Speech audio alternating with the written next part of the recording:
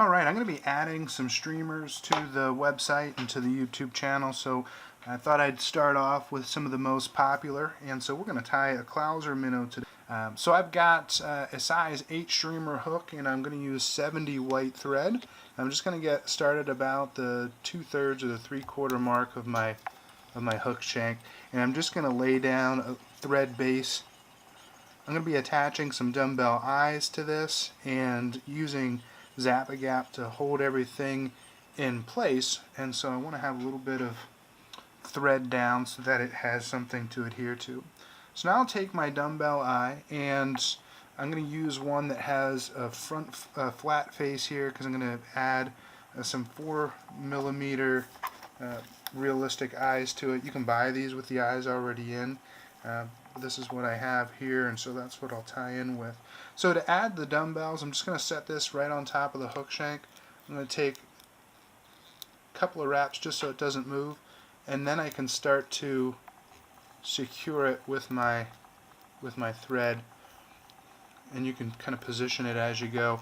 I like to use my thread as my torque, so if I need to move the eye one way or another, I'll do it with my turn of my thread. So I'm just going to make some figure 8 wraps here and lock it down, everything in front and behind. And you can see how it's starting to get nice and snug on there.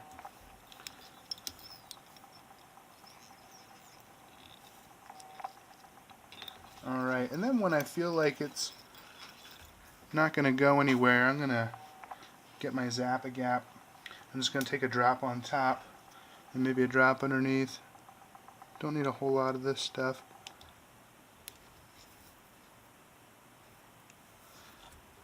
And so when that sets up, it won't be going anywhere. So now that I have the thread behind the eye, I'm going to tie in some flash, and this I'm going to use kind of a pearl green flash. I'm going to take maybe a half a dozen strands, clean up the end so I've got a nice tie-in point here right behind the eye, behind the dumbbell eyes there, and I'm going to tie this right on top. I'll bring my thread down to about the barb of the hook, and then I can cut my flash material to about a hook shank in length, and that's the distance that I'm going to make my tail as well. So the first piece that I'm going to tie in is this top portion, and we're going to use a bucktail for this. And the top, which is ultimately going to be the bottom when it rides in the water, is going to be white bucktail. And so I'll find a section on the tail that has some taper to it, and I'm going to hold it at about the middle point, and I'm just going to clean off, so it's going to give me all those long fibers are going to stay. And so I'll measure this up against the hook shank here, and I'm going to make it about the same length, maybe a little bit longer, as I had my flash material. And I'm going to bring my thread to as close to the eye as possible, and then I can make my first wrap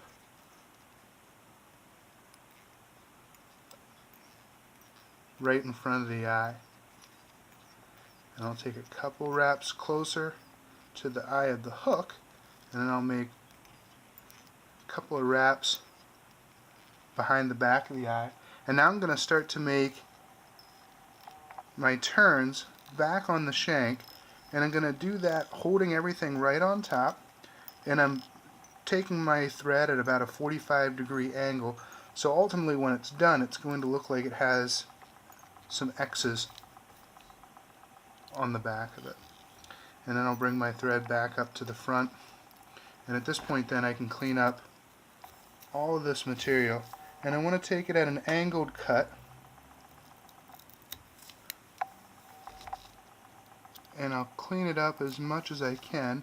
Just want to make sure everything is away from the eye, and it becomes real important as we tie in the next the next section of deer hair.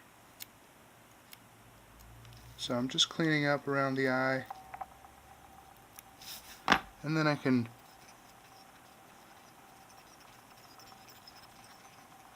give it a preliminary wrap, bring it back up to, and we'll clean this up later, so I'll bring it back up to behind the eye, or in front of the eye rather, and now I'll rotate it over. So this is how it's going to ride in the water.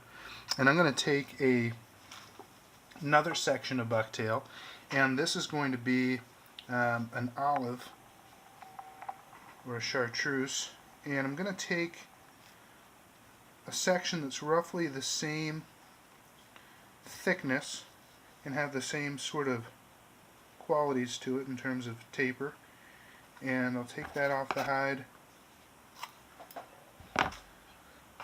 And so when I have that, I'll hold it again at about the halfway mark, so I'll make sure I shake free any of the small fibers. Alright, now I'm going to measure this out to be the same length, and I'll hold that against right on top, and I'll take a wrap as close to the eye,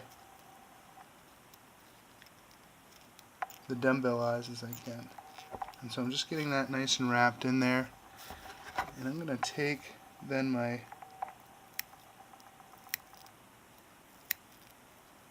scissors, and I'm going to clean off the bottom of that. And now I can get all my wraps in. So now I'll rotate this, and everything's going to sit between the hook here. So, alright, and now I can really start to dress up this head. I'm just going to put in a nice taper to this. Just cover up all that deer hair.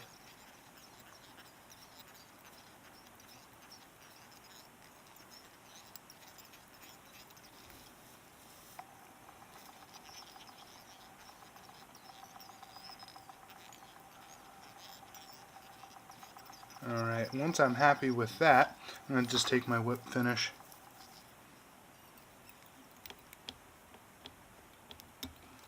and make a couple of turns and cut that off. Alright, so the final couple of steps here, I'm going to add in my eyes. So I'll just take these 4mm eyes. I'm just going to put one on either side.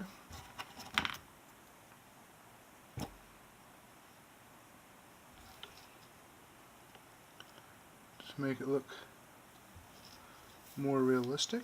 And then I'm going to take my Sally Hansen's Hard as Nails, and I'm just going to add some to the top.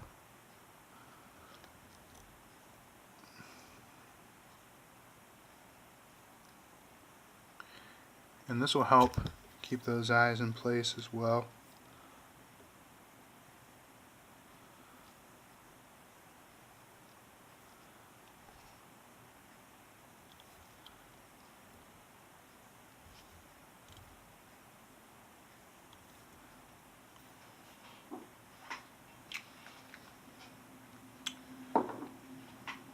If I take it out, I can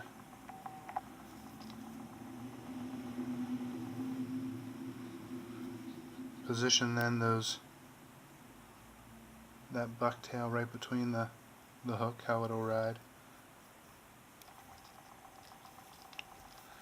And then again, when it's in the water, it'll ride this way. So just clean out my eye there.